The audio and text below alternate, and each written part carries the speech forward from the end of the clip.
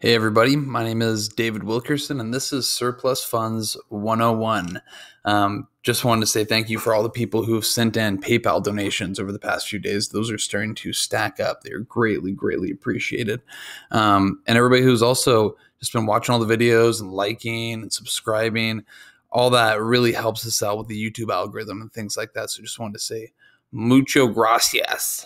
That's a little bit of Spanish that I know. But you guys, a lot of you have reached out and said that you are curious about knowing more about how to hire a notary and what to do after a claimant says yes.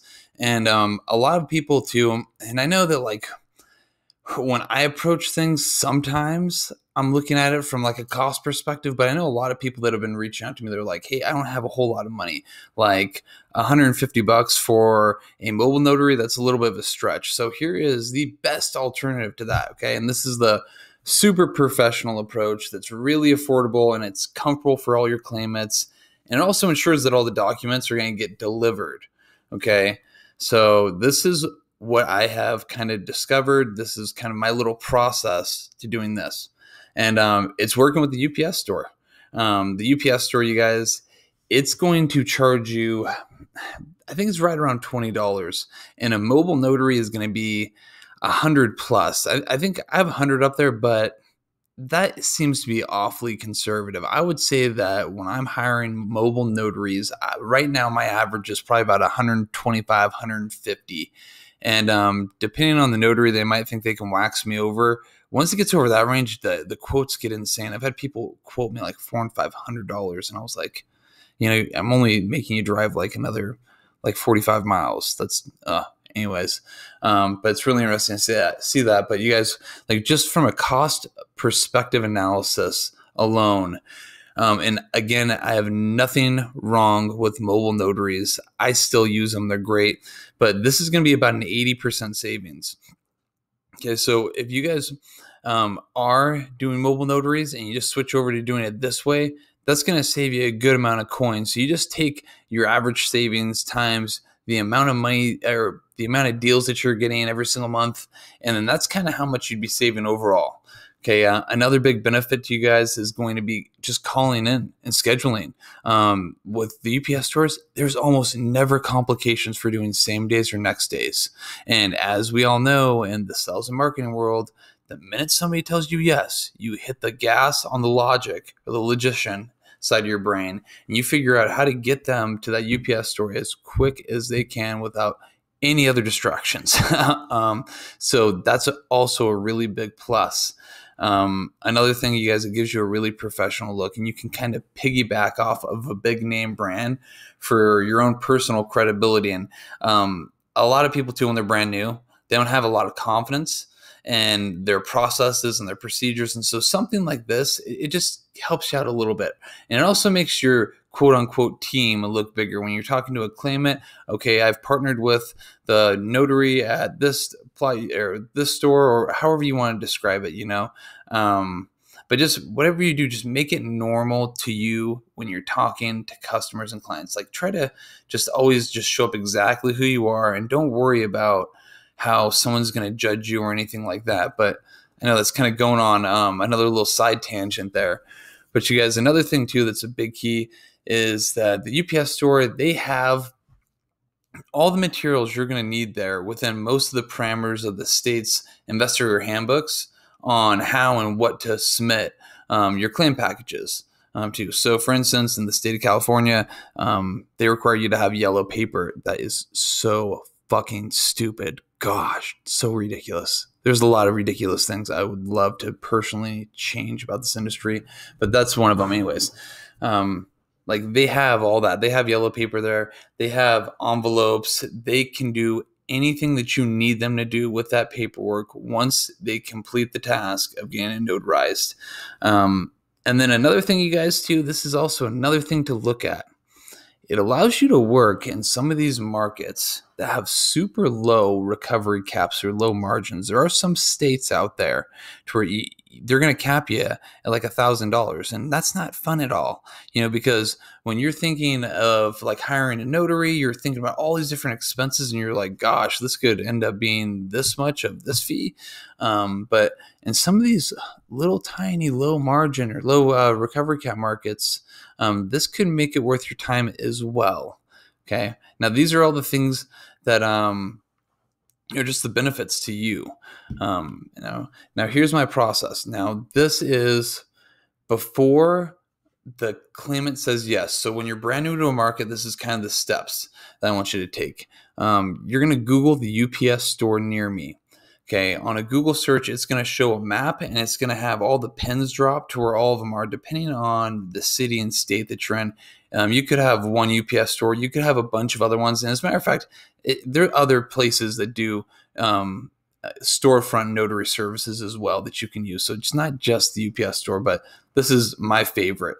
But what you do is you kind of cut the town in quadrants, right? And so if you have your outbound marketing going to a certain area of town, if a claimant pops up or you get a lead, that will be the closest person to see that claim, if that makes any sense.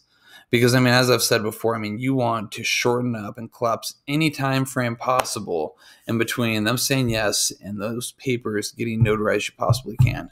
And then another thing too, when you are identifying these stores that you are going to want to work with, I would just send the store manager an email introducing yourself and then follow up with a phone call a couple days later.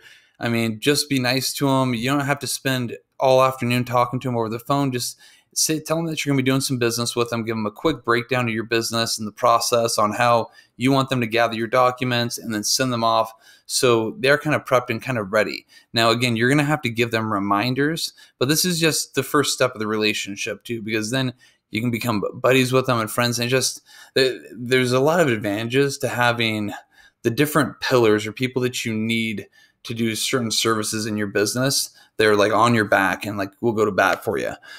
So that's what I do right when I'm entering into a market. Or if you just are trying to identify yourself with some UPS store that you can start working.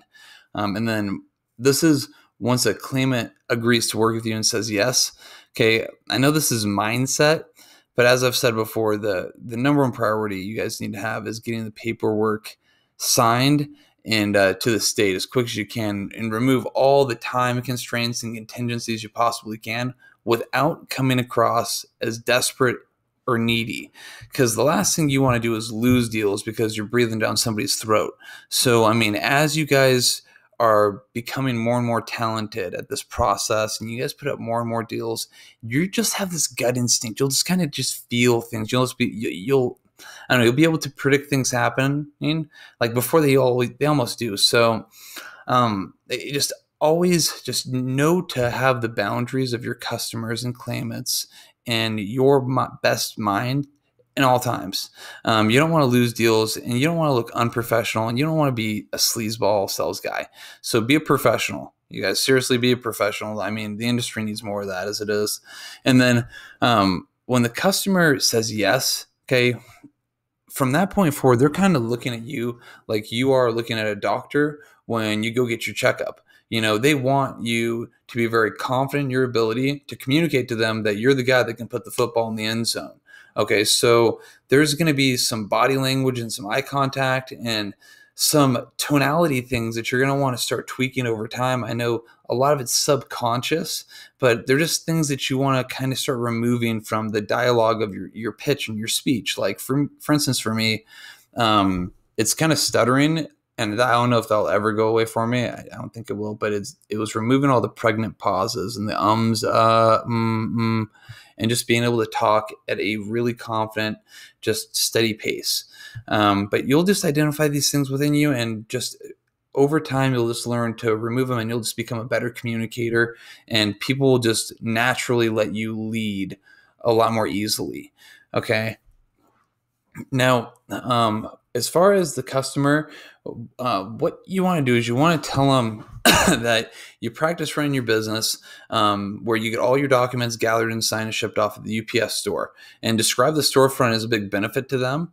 And there's a lot more than just saying, hey, look, it's a well-led store where they have employees and it's safe. Just, you can kind of create a big tick sheet and like make it seem like it's a paradise, and like it's almost dumb that you don't go get your contract notarized at the UPS store. Okay. What I usually do is I ask them a double-ended question and kind of assumptively suggest two different time slots for the very next day. And I usually too, throughout the dialogue of from conversation number one to the time where they say yes to me, I'm getting to know them. I'm remembering all the things they're talking about. And another one of the questions too I'm going to try to discover is, what part of the day are they usually just running their errands anyways?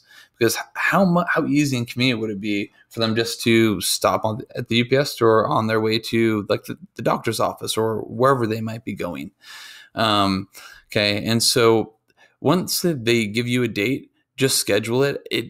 I don't really use the UPS store that regularly anymore, but when I was, it is not that tough. Like, there's usually always openings, and just call the manager to verify. If that doesn't work, call the claim and then just adjust and go from there, and then let the UPS store handle it. But you guys, I know that I might have been talking a little fast. This is the overall process. You guys, it's going to save you a whole lot of money. It's going to make you look professional. And if you're just getting started, this is a pretty good way to be able to conduct your business and be able to let a lot of revenue from these deals stack up to where you can start making those investments in those things to really grow your business, like a CRM, the mobile notaries, and all these other things. But with that being said, you guys, again, my name is David Wilkerson. This is Surplus Funds 101. Again, thanks for watching, subscribing, liking, and all the PayPal donations. Those are a huge hit. Thank you. Take care.